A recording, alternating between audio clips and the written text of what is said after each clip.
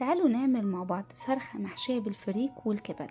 عندي هنا فرخة حوالي كده 2 كيلو، غسلتها كويس بالمية والملح والدقيق والجنزبيل، وبعد ما غسلناها كويس سبتها تتصفى من المية. يلا بينا نعمل التتبيلة. عندي هنا طماطمايه وعندي بصلة كبيرة، هفرمهم في الكبة فرم ناعم.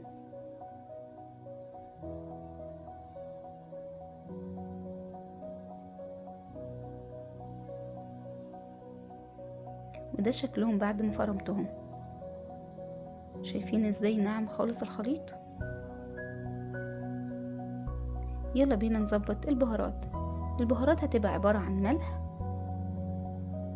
وفلفل اسود ورشة من جوز الطيب.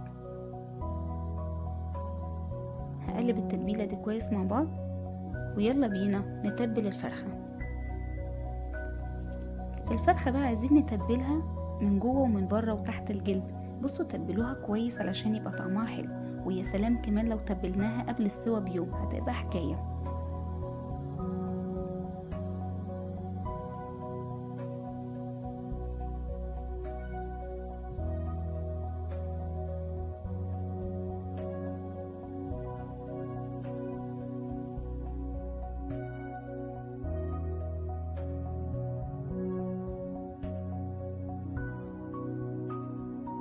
بعد ما تبلنا الفرخة يلا بقى نظبط الحشوة بتاعتها.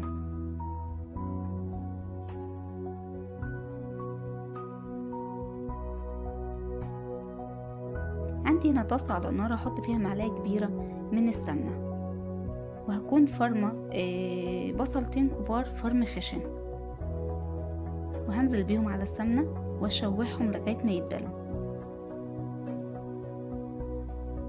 وفي الوقت ده بكون نقع كوباية من الفريك في مية سخنة لمدة ساعة. بعد كده سبته يتصفى من المية خالص، بعد كده هنزل بيهم على الفريك. طبعا انا نقع الفريك ده قبل اساسا نبدأ في تتبيلة الفرخة. بعد كده هنزل عليهم بطماطمايه مبشورة، وكل ده على نار هادية. عندي هنا الفرخة 2 كيلو دي اخدت نص كوباية فريك، بس انا حابة ازود علشان عايزة اعمل طاجن فريك. طبعا اكيد انتوا شفتوه في بداية الفيديو. بعد ما شوحنا الفريك مع الطماطم والبصل يلا بينا نظبط البهارات، ملح وفلفل ورشة من القرفة. بس كده هنقلبها ونسيب الفريك يهدى. تعالوا بقى نظبط الكبد بتاعة الفراخ اللي هنزل بيها على الفريك. عندي هنا طاسة تانية هنزل فيها بمعلقة كبيرة من السمنة، وعندي هنا الفراخ بتاعة الكبد بتاعة الفراخ مقطعها قطع صغيرة وغسلها كويس وسبتها تتصفى خالص من المية. بعد كده هنزل بيها على السمنة، واول ما تاخد صدمة ابدأ اقلب فيها علشان ما تنزلش مية. لو ما خدتش الصدمة وقلبت فيها على طول هتنزل مية. يا دوب بس هديها رشة من الفلفل الاسود، مش اكتر من كده. بعد كده هنزل بيها على الفريك، طبعا ده الفلفل الاسود اللي في السمنة. هقلب الكلام ده كله مع بعض، وهسيب طبعا زي ما قلنا الحشوة تبرد خالص علشان احشي الفرخة.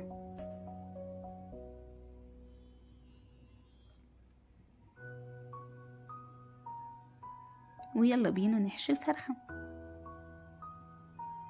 لما نيجي نحشي الفرخة ما نعبيش الفرخة بالحشوة، يعني علشان خاطر الفريك ده لسه هيكمل سواه جوه الفرخة، فانا عايزة ياخد مساحته في السوا. طبعا هو زي الرز بيتضاعف حجمه طبعا. وبعد ما حشينا الفرخة كده يلا بينا نقفلها بالقنصة، وبعد كده هنقفل الرجلين بالطريقة اللي انتوا هتشوفوها دي بالشكل ده. طبعا انا ربطتها بالخيط عشان الرجلين قصيرة، فعلشان قلت ما تتفتحش فربطتها بالخيط، ربطت الرجلين بالخيط. عندي هنا حلة على النار فيها مية مغلية، ويلا بينا ننزل بالفرخة. وبعد ما تاخد غلو على النار وتطلع الريمة بتاعتها هنرفع الريمة دي طبعا. وبقى كده يلا بينا ننزل باقي الحاجات بتاعتنا اللي هننزل بيها في الشوربة. عبارة عن ايه؟ طماطم وبصل وورق لورا وحبهان وفصين من التوم، ولو عندك جزرة كمان يا سلام. وهنديها رشة من جوز الطيب،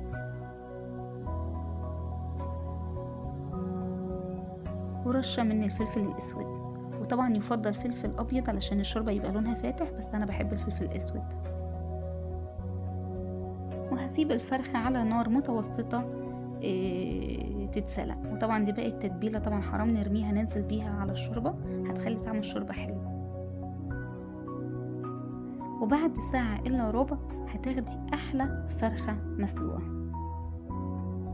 وهنا كانت الفرخة استوت. تعالوا بقى نشوف هنعمل ايه في الفرخة قبل ما ندخلها الفرن. عندي هنا معلقتين كبار من الصلصة وعليهم معلقة كبيرة من الشوربة وملح وفلفل، هقلبهم مع بعض كويس وندهن بيها الفرخة. ندهنها كويس من كل حتة. وفي الوقت ده طبعا احنا مسخنين الفرن.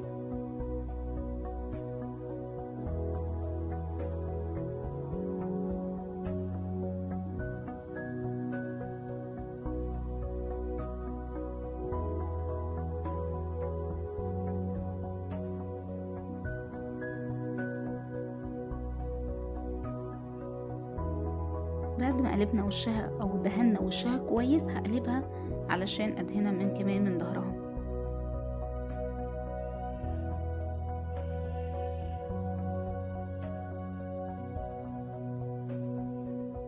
وبعد ما دهناها كويس بالصلصة يلا بينا ندخلها الفرن.